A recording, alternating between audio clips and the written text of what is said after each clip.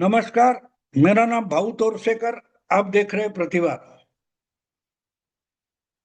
दोस्तों, विधानसभा का चुनाव हार जाने के बाद और मुख्यमंत्री पद की कुर्सी हाथ से निकलने के बाद ममता दीदी जिस ढंग से बौखलाई है,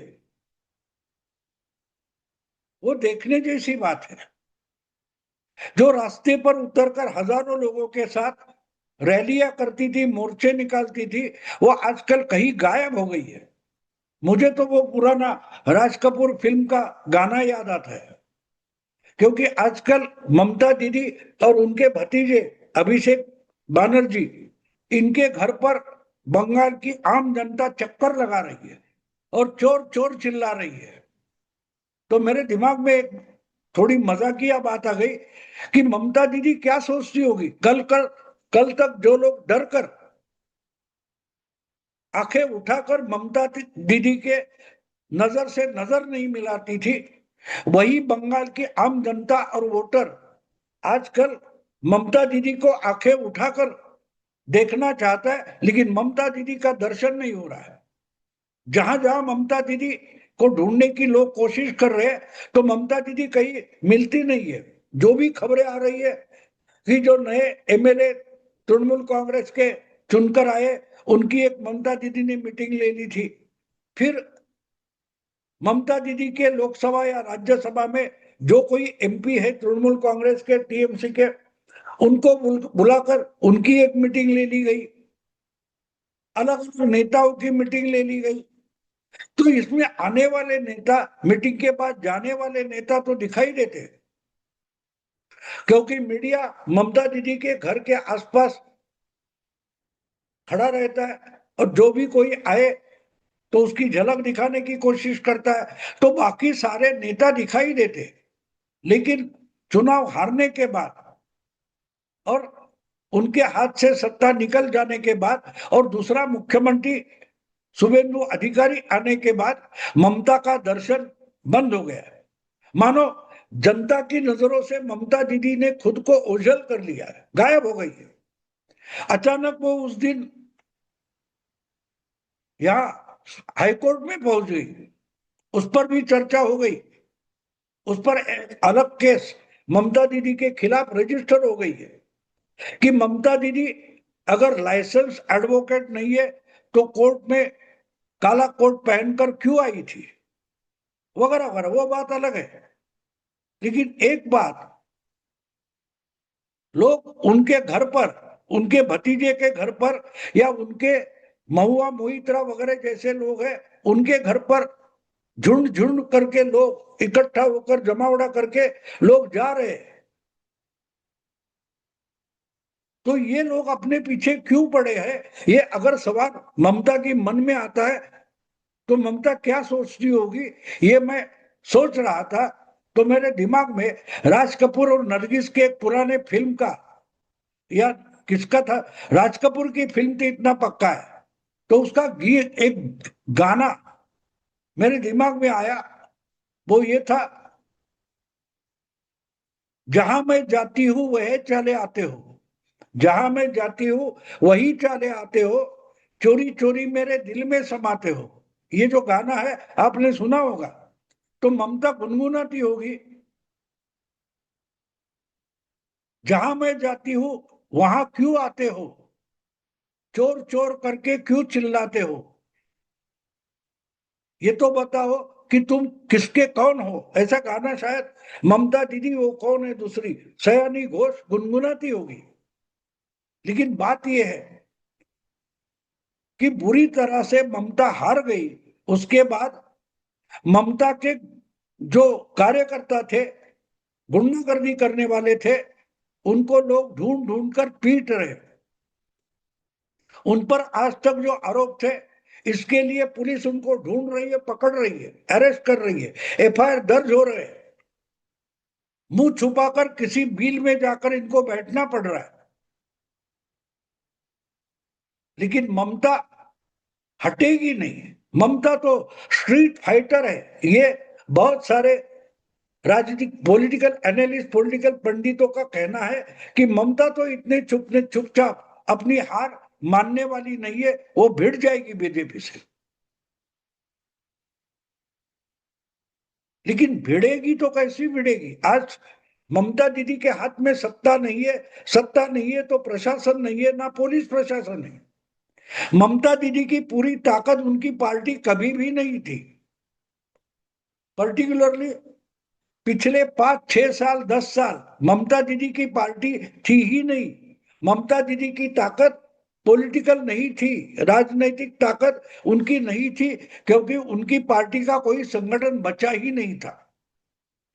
ममता दीदी की पार्टी को पूरे के पूरे गुंडों लोगों ने कब्जा किया था, और बाद में चुनाव के लिए बाकी बची कुची पार्टी थी, वो ममता दीदी ने आईपैक को सौंप दी थी, आउटसोर्स किया था।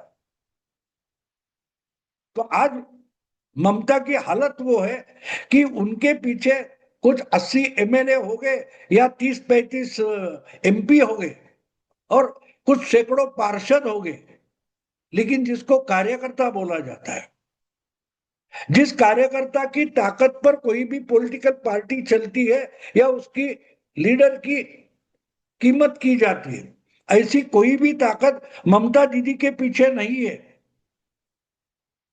ममता के सपोर्टर और खुद ममता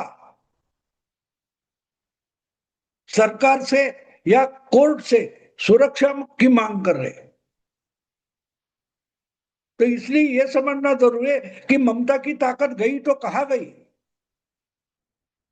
जब तक चुनाव चल रहा था उस वक्त एक बात बार बार बोली गई, ममता दीदी की ताकत गांव गांव में मोहल्ले मोहल्ले में जो कैरम क्लब है उसमें समाई है, जिसको अड्डा बोला जाता है। हर बड़े गांव में, हर मोहल्ले में, हर गली में, नुक्कड़ के आसपास ममता दीदी के सपोर्टर्स का एक अड्डा होता था, और वो पुलिस थाने से भी पावरफुल होता था। यानी आपका कुछ हो गया है, आपको आपको किसी ने पीटा है, आपके घर में चोरी हुई है, कोई भी आपको पुलिस कंप्लेंट करनी है, तो आप पुलिस थाने जाते, तो पुलिस थाने का इंचार्ज आपको करता कि जाओ अड्डे पर जाकर परमिशन लेके आओ। यानी ममता के जो सपोर्टर है उनका जो अड्डा होता था, उस अड्डे में अगर आप कोई पहचान निकालो तो वहां से सिग्नल मिलता था पुलिस थाने को, हाँ इसकी कंप्लेंट दर्ज कर लो। फिर चोरी हो, डकैती हो या रेप हो, बलात्कार हो, मारपीट हो, किसी भी चीज की कंप्लेंट पुलिस थाने में करनी है तो उसके लिए टीएमसी के अड्डे से ऑर्डर निकलनी पड़ती थी, और उस ऑर्डर पर पुलिस थाना चलता था। तो सत्ता बदल जाने के बाद ये अड्डे गायब हो गए, और अड्डे पर क्या चलता था, ये कहा गया बार बार कि हर मोहल्ले में, गांव में जो टीएमसी के अड्डे होते थे वहां कुछ युवा लोग जो गुंडागर्दी करते हैं, वेगाबॉन्ड है, कुछ काम धंधा नहीं करते, वसूली का धंधा करते हैं, एक्सटॉर्शन करते हैं, ऐसे लोग कैरम खेलते बैठते थे।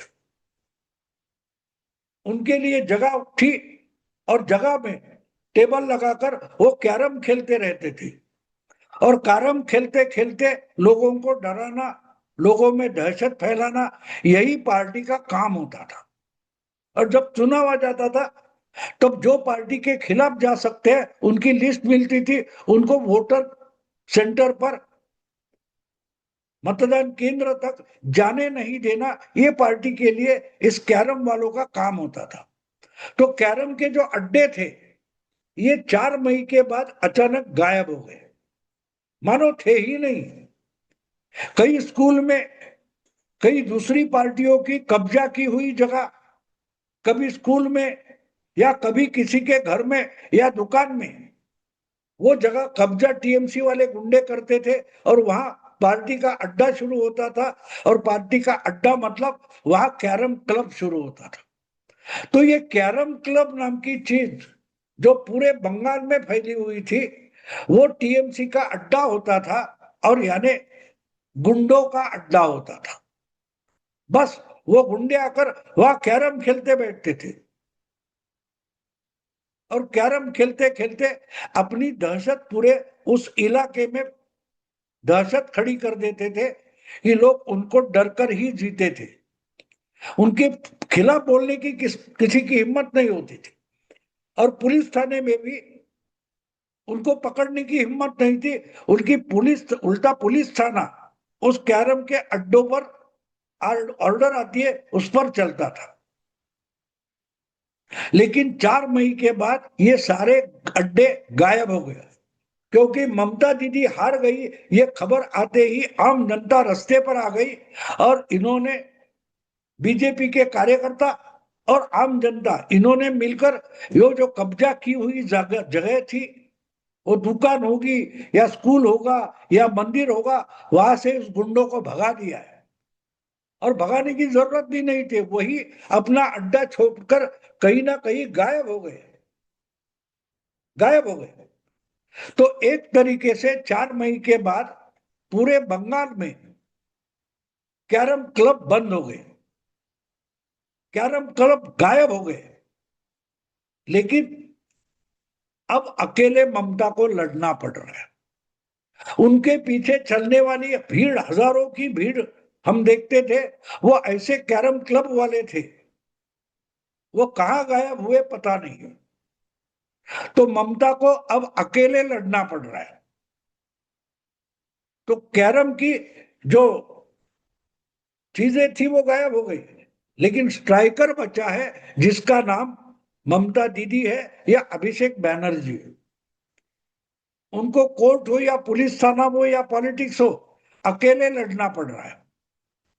तो कैरम में जैसे छोटी छोटी गुल्लियां होती है और उसके साथ एक स्ट्राइकर होता है, और स्ट्राइकर उस गुल्लियों को उड़ाता है। तो ममता दीदी और अभिषेक बैनर्जी ये तो स्ट्राइकर बचे हैं, बाकी कैरम क्लब बंद हो गए। तो इसलिए मैंने जो इस वीडियो का हेडिंग बनाया कि स्ट्राइकर अभी भी जिंदा है, कैरम क्लब मर गए, कैरम क्लब खत्म हो गए, यानी टीएमसी के अड्डे खत्म हो गए। क्योंकि अब उनको डरकर पार्टी का काम करने वाले या पार्टी को वोट देने वाले लोग भी अब इनको पीटेंगे। लेकिन स्ट्राइकर अभी जिंदा है। देखते हैं ममता दीदी कितना और संघर्ष करती है। संघर्ष करने के लिए रास्ते पर आना पड़ेगा, लेकिन रास्ते पर आने के बाद अगर आम जनता जो डर कर आज तक छुप बैठी है वो हिसाब करने लगे तो ममता के लिए महंगा हो जाएगा। इसलिए ममता दीदी इतना ही दिखा रही है कि टाइगर मरा होगा, लेकिन स्ट्राइकर अभी जिंदा है। दोस्तों, वीडियो पसंद है लाइक कीजिए, शेयर कीजिए और प्रतिवाद को सब्सक्राइब कीजिए। नमस्कार।